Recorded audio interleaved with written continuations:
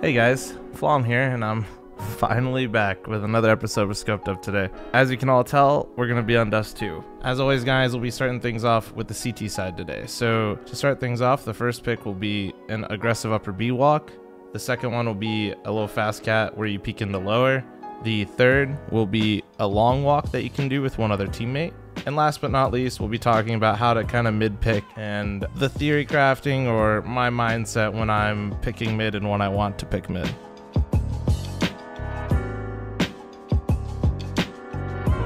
This I used quite often when I played professionally, and the person I got it from was actually Kenny S. And the idea is when teams are getting comfortable in their default, all you're trying to do is isolate that one player, because typically in a lot of defaults on Dust 2, there's usually one guy holding the upper B tons while the other guy goes lower. And this is a great way to isolate this guy, have a 2-on-1, and have a pretty easy time to get a nice op pick at the start of the round. Now, ideally you'll have an okay spawn for B, but in reality it truly doesn't matter that much. As you go towards B, just cross normally, however you feel most comfortable. Now when you get through doors and you start getting to car, this is where things get a little tricky. Sometimes I like to throw a flash just so they don't think anything's up. Sometimes you don't want to throw anything. This is all kind of preference, but the most important part is when you get to car, you are using your ears and you are listening for the rush.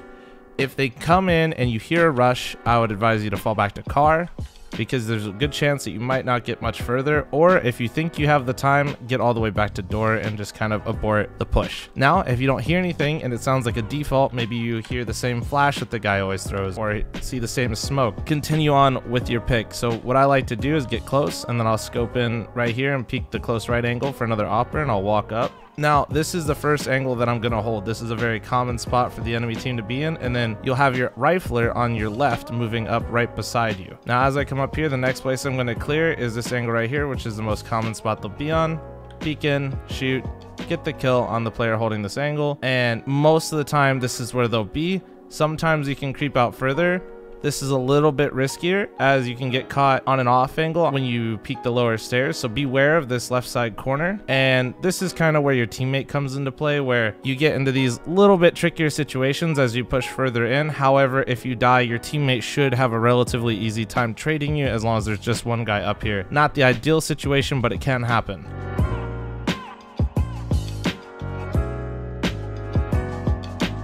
This is great to do once again to kind of mess with these B tunnel players that might be getting really comfortable in the default, and all that it'll require is a teammate fast catting you and you being relatively patient but very prepared for somebody to peek you lower. So on the new Dust 2, there's actually a new faster boost where your teammate will actually get not all the way in the corner and will stand and boost you from this position. It's slightly just on the top end of this box, and it's not all the way in the corner, and it creates a lot faster fast cat than trying to come all the way into the corner here and coming up like this. So once you've made your way up catwalk, some things to be wary of. First, you want to make sure that you don't hear anybody fast catting. Make sure your teammates, listen to any information your teammates may have provided you. If somebody's fast catting, I'd advise you to just hold on this angle and just wait. No reason to force that angle and get closer. Just chill right here. Try to get an early pick. This works out either way. The second most dangerous thing is you don't want to extend in this position for too long. Now, what I mean by that is you can't sit here for more than, 5,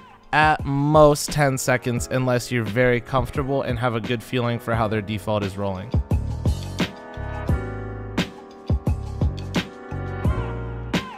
The long walk is great because even if you don't end up getting a kill out of this, it puts your teammate in a great position to secure the round if they end up coming back long mid to late round. Now, spawn is preferred if you have a better spawn, so that way if they rush long, you can defend it better. However, it's not too crucial because this is something that you do a little bit slower into the round. Now, as we were just discussing, you put your teammate in a better position, so you definitely want to have one teammate with you as you go for this long walk for two reasons: to trade, and second, to get in a good position after you've cleared out the angles for him. As you have the best spawn, you just head towards long, and typically I like to run with my back turned so I don't get flashed. Come to the corner, peek the corner here. Now, once I've peeked this corner, I've established that they're not rushing long. What I'll do is I'll tell my teammate to come with me, and I'll start creeping long. And all I'm doing is just making sure nobody wide swings into me or anything like that. I'm just creeping on along, and then I'm clearing out this corner, and all you're trying to do is get to right here. After clearing out this corner at long, what's great is your teammate is allowed to walk into the corridor, and the only things he has to really worry about is the left side. In very worst case scenario, if somebody does catch him off guard or does win the duel, you still are in a pretty decent position to cut off and trade the other player that is in the long corridor.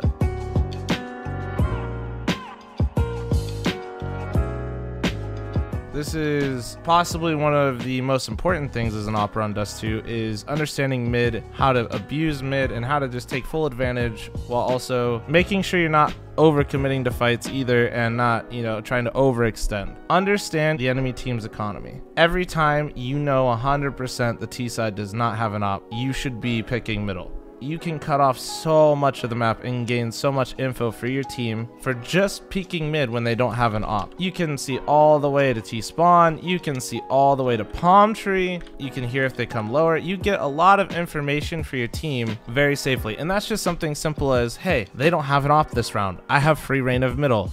The other thing is when they do have an op, when should you go for the pick?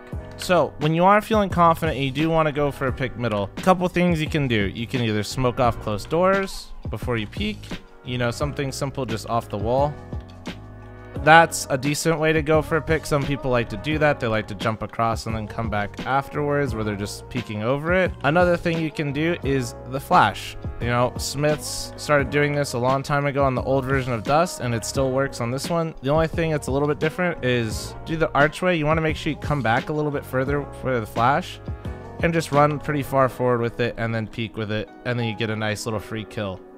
Last but not least, one really big don't that I see people do a lot is when your teammates are smoking off the cross, like so. This is a very common smoke that people will throw. It allows them to cross high safely. It's very quick to throw. Very big mistake that I see so many people make. These are the rounds that I would not really advise you to go for a peek. And if you do, you 100% need to flash. The reason for that being is when your teammates are throwing this smoke, the terrorist side operator knows exactly what level you can peek them from. You can only peek low side doors. And that's a huge advantage that you're giving to the T side operator. He genuinely only has to put his scope in pretty much one area, and even if he's blind, has a decent chance of killing you.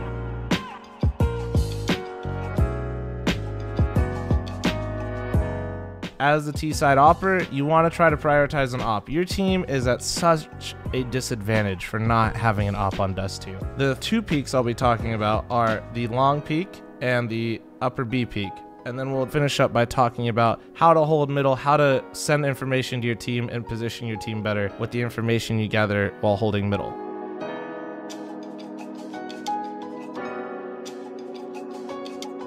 So first thing we're going to look at is the long peak. Absolutely need the best spawn. This is the only time you go for it is when you have the spawn. If you don't, chill out mid unless your team has dedicated strat. Get some information on how many cross. When you have the best spawn, things you should do. Take the spawn, communicate with your teammates to throw some flashes, or don't, so you don't give it away, and you come all the way to this corner and then you post here. Now, the reason I post here is you are avoiding the enemy team's opper that'll have peeker's advantage if you hold this angle.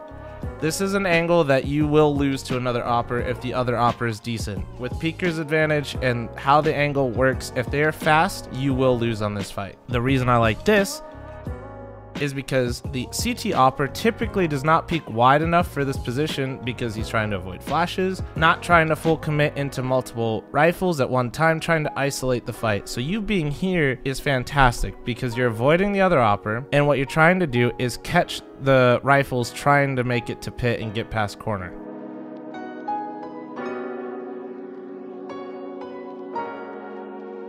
The very last peak that we're going to talk about on T side before we cover mid is the upper B peak. Once again, just like the long spawn, you're going to want to have the best spawn possible. Now, the only thing that you really need a teammate here for is to cover your lower, just in case somebody sneaks in the middle, as you will not be opping mid, so your team won't have as good of control and information. So if somebody gets into lower, you want to make sure you have a rifle there to handle it while your op is at upper B. So with the best spawn, what I like to do is just take a really standard route. Nothing really special here. When I come up here, I like to get through here, and I like to single zoom this right here. Now, I can tell you from personal experience, I used to double zoom this angle, and I can tell you I am a lot more accurate double zooming this angle and will get my shot. However, the reason I don't double zoom this anymore is because the amount of times a rifle will give you a jiggle here, or even an opper will creep right here, and I wouldn't be able to see it because I was double zoomed. It started happening so much that I got a lot more comfortable using the single zoom on this angle. Now, along with the lower and the upper elevation, the other thing you need to be wary of is just flashes, nades raining in. If they do Molotov at the start, it usually plays in your favor, as what you'll be able to do is you'll be able to actually see over the Molotov, and this is when I will typically double zoom, but you can work around the Molotov and it'll actually give you a little bit of a one-way.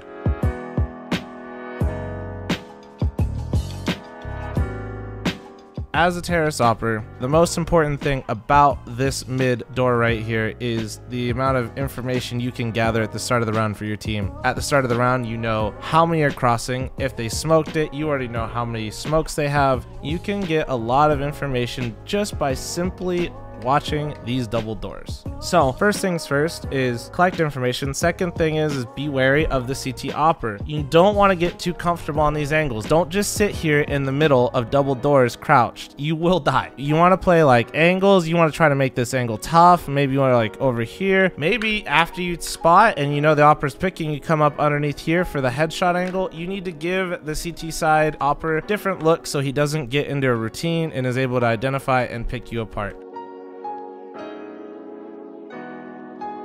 Alright guys, that wraps up this episode of Scoped Up on Dust 2. Finally, we are back and we are recording again, and it feels wonderful. Now listen up, because I got a couple things I want to ask you guys. I would like to ask you guys to subscribe if you guys enjoyed, comment, leave a like, but in the comments guys, let me know what you guys want to know next.